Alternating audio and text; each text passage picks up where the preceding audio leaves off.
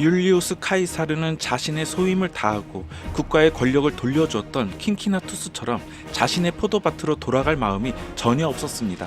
그러나 아직은 로마 사람들이 자신을 왕으로 삼지 않으리라는 것도 잘 알고 있었습니다. 로마 사람들에게 한층 더 신뢰와 지지를 얻어야 그는 왕이 될 수 있다고 생각했습니다. 그래서 시저는 가장 위대한 전쟁 영웅이 되기로 마음먹었습니다.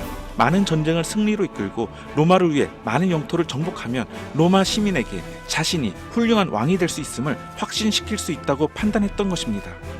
시저는 군대를 잘 정비하는 한편 전투에 대비하여 병사들에게 많은 훈련을 시켰습니다. 병사들에게는 봉급을 넉넉하게 주었고 먹을 것도 충분히 주었습니다. 병사들은 지금껏 이처럼 좋은 대우를 받아본 적이 없어 곧 시저에게 절대적인 충성을 바치게 됩니다.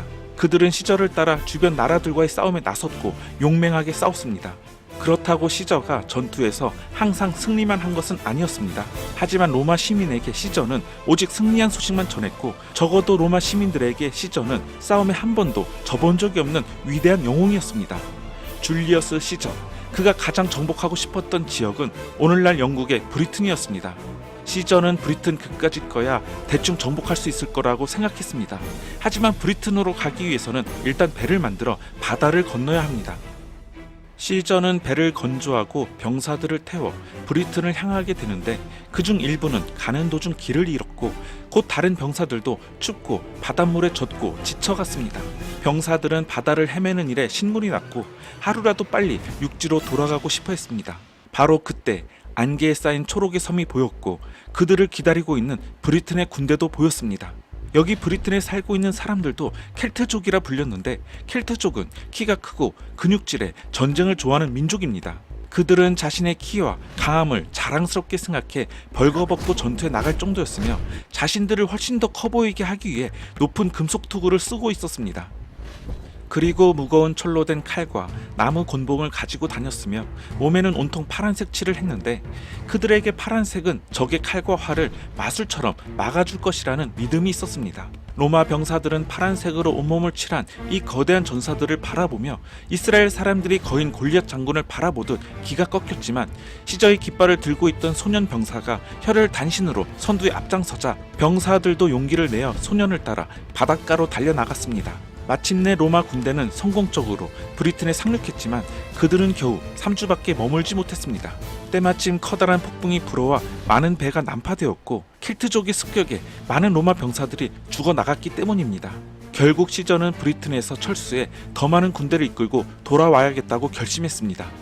그리고 1년 뒤 시저는 더 많은 병사들을 데리고 다시 브리튼으로 돌아오게 되는데 이번에는 저번보다 오랫동안 머물 수 있었습니다.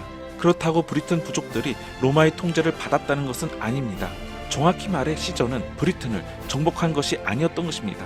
그러나 시저는 자신의 패배에 대해 로마 사람들에게 말하지 않았고 대신 승리의 소식을 로마에 계속 전했습니다. 그는 갈리아 전기라는 제목으로 지금의 프랑스 지역인 갈리아와 지금의 영국 지역인 브리튼 지역이 있었던 자신의 전쟁에 대한 이야기를 쓰기도 했습니다. 이 책에서 시저는 자신이 패배한 이야기는 언급조차 하지 않고 오직 승리한 전투에 대해서만 기술하고 있습니다. 그렇다고 거짓말을 한 것은 아니었지만 확실히 그는 자신의 전투에 대해 실제보다 훨씬 더 성공적이고 승리한 것처럼 과장해서 말했습니다. 승리의 소식을 들은 로마의 시민들에게 시저는 영웅이었습니다. 그러나 원로원은 시저를 두려워했습니다. 지금 시저가 로마로 돌아온다면 사람들이 그를 왕으로 추대할지도 모르며 그렇게 되면 원로원은 더 이상 로마를 다스릴 수 없게 됩니다. 그래서 원로원은 2명의 집정관 중 한 사람인 폼페이우스를 시저의 맞수로 만들기로 작정했습니다. 폼페이우스는 시저의 딸과 결혼했기 때문에 곤란한 점이 있지만 그는 시저를 질투하고 있었기에 원로원과 뜻을 같이 하기로 합니다. 폼페이우스는 원로원의 주문대로 시저에게는 로마로 돌아오면 체포될지도 모른다는 소식을 보내고 군대 통솔권을 포기하라고 말했습니다. 로마 시민들에게는 시저가 반역자라는 루머를 퍼뜨려 이 소식은 시저의 귀에도 들어가게 됩니다.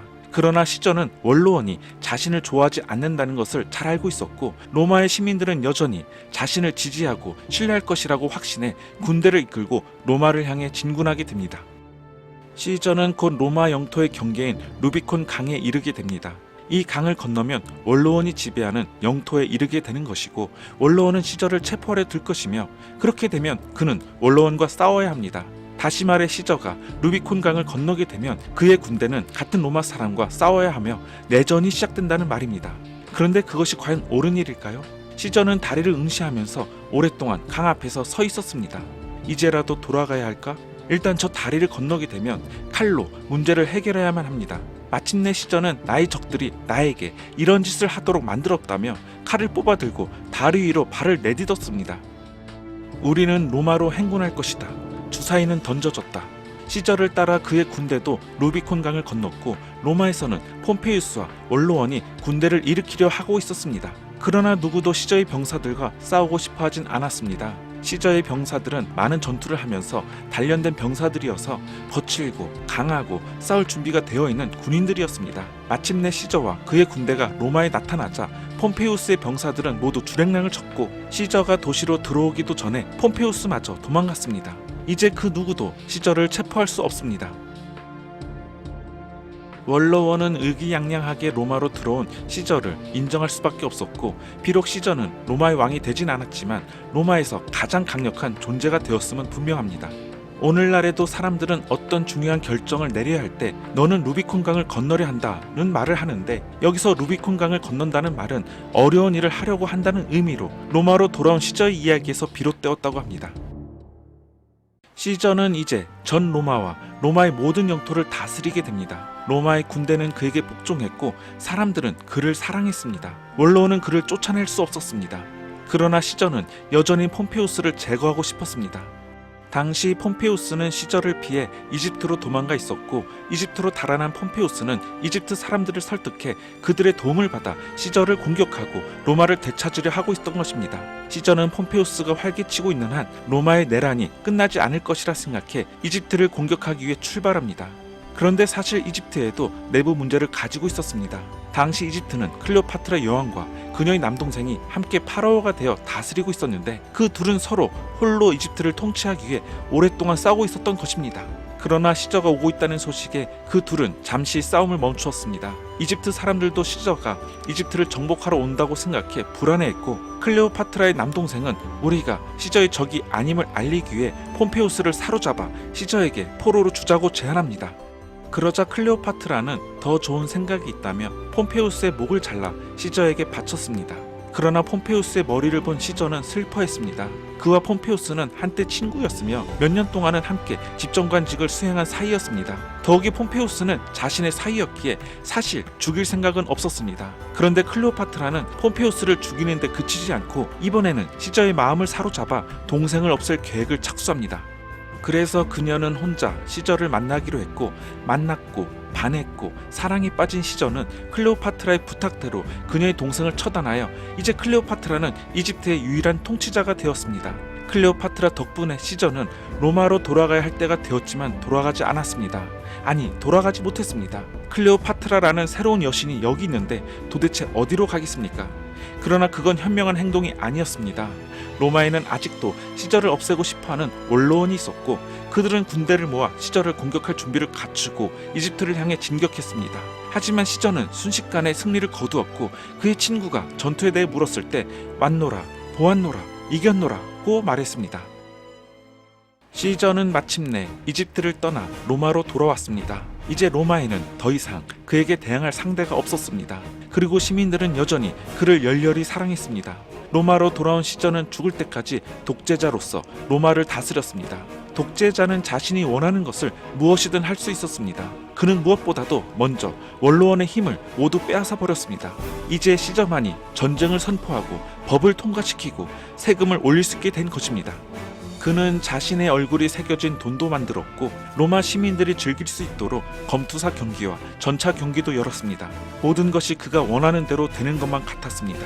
하지만 시저는 사람들의 노여움을 사는 말을 적어도 2가지 이상 했습니다. 그 하나는 자신이 로마의 절대 군주로 다른 나라 왕들이 로마를 우습게 보지 않도록 자신을 시저 왕이라고 부르라 했던 것이고, 또 하나는 자신의 조카 옥타비아누스가 자신을 이어 왕이 되었으면 좋겠다는 것입니다. 시저는 왕이 아니지만 왕 같은 위치에서 왕이라 불리길 원했고, 게다가 자신의 권력을 세습하려 하였으며, 시저의 후임자는 그냥 세습도 아니라 공식적으로 왕으로 추대하라는 주문이었으니 원로원은 경악하지 않을 수 없었을 것입니다. 그들은 로마의 다음 지도자를 자신들이 직접 새로 뽑고 싶어 했고, 그들은 시저 같은 사람이 왕이 되는 것을 바라지 않았습니다.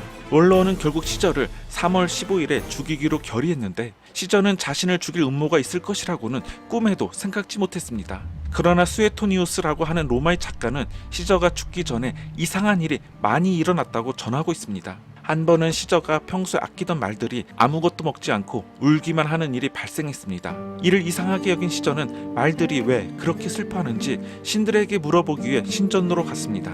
그가 신전에 도착하자 한 점쟁이가 다가와서 슬그머니 말하길 3월 15일을 조심하라고 합니다.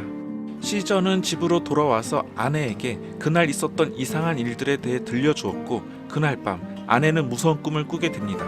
그녀는 시저를 품에 안고 있었는데 시저가 칼에 맞아 죽어있던 것입니다.